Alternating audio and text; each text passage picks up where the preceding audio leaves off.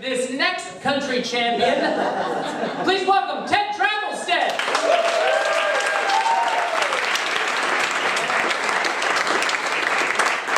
Hey, oh man, this is yelling stick, man. What's this? Like put it out right yelling, man.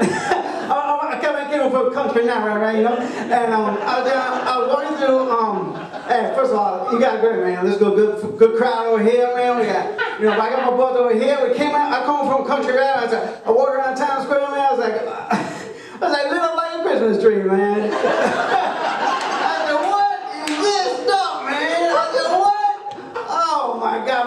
My daddy, man, he took me to town. We wrestled drug, man. I watched my brother Willie, man. We were playing, they played a pinball machine, man, and like the light and the ball going out, ping pong, all around like that, man. I was like, I felt like I was in Times Square, man. I said, walking around with my eyes like saucers, man. I said, I ran into this little Indian fella, right? I said, man, he had this metal box on wheels, man. And like, I said, what's in that box, man?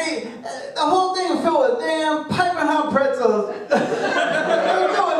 I said, man, you got food for a year. He said, I'm selling these things, man. I was like, give me one of those, man. He said, hey, boy, you give me $3. I said, $3? I said, $3 buy me a whole pie at the church bazaar. You know what I'm saying?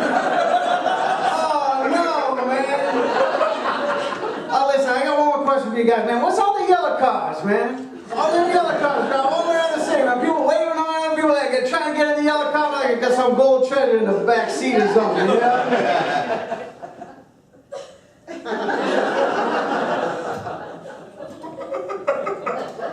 You don't have to answer that. I just wanted for one moment to give you a glimpse through these city lovers' eyes.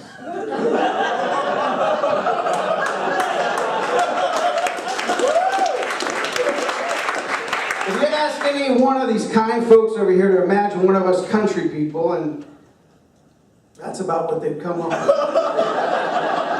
And I'm here to tell you it's not true. The city breeds a fantastic snobbery towards the country, and it's unfair and it's unfounded. The country is a beautiful, majestic place filled with rich, simple pleasures. But the city thinks of us as uneducated, inbred rubes that like to have non-consensual sex with city slickers on canoe trips.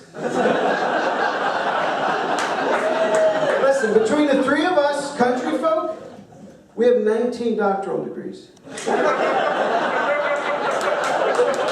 If you were to come into my neck of the woods, and I happen to tell you that you have a pretty mouth, it's very likely that I'm drawing on some sophisticated art theory that you're not even aware exists.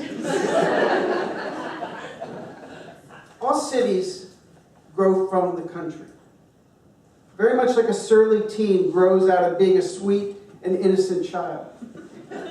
Cities are basically the country once it hits that ugly stage of puberty. Now let me stick with that metaphor for a second. I think it will help paint a clearer picture. Let's imagine the city as a body. What happens to the body when we hit puberty? A multitude of hormones are gushing through your body at once, very much like the millions of people that swarm into a developing city. All these excess hormones have some rather negative side effects. Large clusters of unsightly buildings pop up uptown. Some of them get so full they burst, oozing the population out into the ugly street where they fester and die alone. The voice changes, producing an incessant honk, honk, honk from the rapidly expanding Adam's apple. Hygiene issues that weren't so important before suddenly become glaringly apparent. Strange and unpleasant smells emanate from areas that were once relatively pleasant and fresh. Suddenly the downtown area becomes a danger zone. Attracting unruly elements like the Five-Finger Gang. Let me take out my retainer first, mob. These shady types want nothing more than to loiter down there for hours, just hanging out in an endless pursuit of hedonistic pleasure. It's disgusting. And these are just the physical manifestations. When puberty hits, suddenly the city is embarrassed of the country from whence it came. It won't hold hands with the country anymore. And as the country drop it off down the block from the high-end day spots meeting its other city friends at. It gets surly and its moods swing rapidly from light to dark and back again. It starts to mouth off to the country on a regular basis, scoffing at its accent and berating it for its sweet, natural beauty. It taunts it by painting its face with garish, man-made colors that don't exist in nature and begins selling suggestive, half-nude photos over the internet to earn money for corrective surgery on its teeth. Once in possession of these glaring, white, perfectly straight teeth, it begins calling the country Bucky and Cobmouth for having a slight overbite. And just when it seems it couldn't sink any lower, it suddenly frees its brand new surgically enhanced breast from the confines of its tube top and begins dancing around in a lewd, suggestive manner, calling out its favorite lines from the movie Manhattan at the top of its lungs. It's not long before the city begins hanging around with another large metropolitan area, a bulked-up megalopolis with dark hooded eyes and ties to international importing and exporting outlets. This larger metropolis convinces the city to turn its back on country for good, but not before they guilt country into paying for a glitzy wedding in Las Vegas. Come on, they say, you never do anything for us. Don't you believe in love, baby? Don't you want to celebrate? It'll be fun. And so country agrees and shells out the money, and they all travel to Las Vegas where you can get married quick and cheap. This wedding isn't cheap. It's top shelf all the way. Top shelf amenities with a bottom shelf crowd in attendance.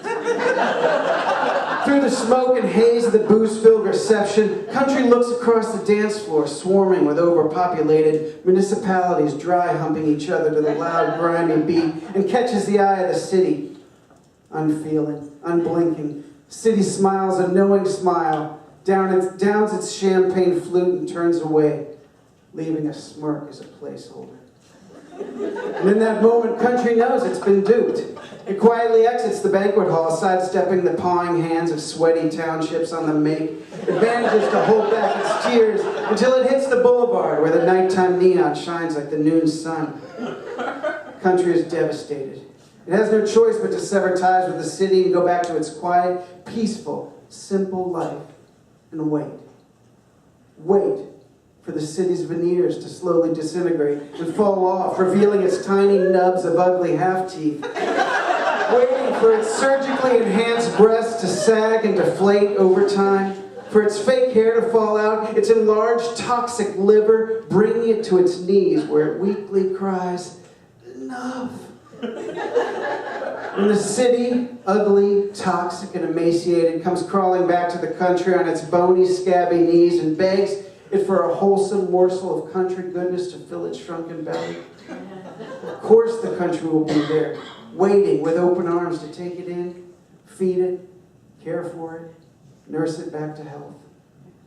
And when the city is healthy again, looking strong and vibrant, and once again ready to take care of itself, it will turn to the country, place its hands lovingly on its shoulders, and kick it square in the crotch.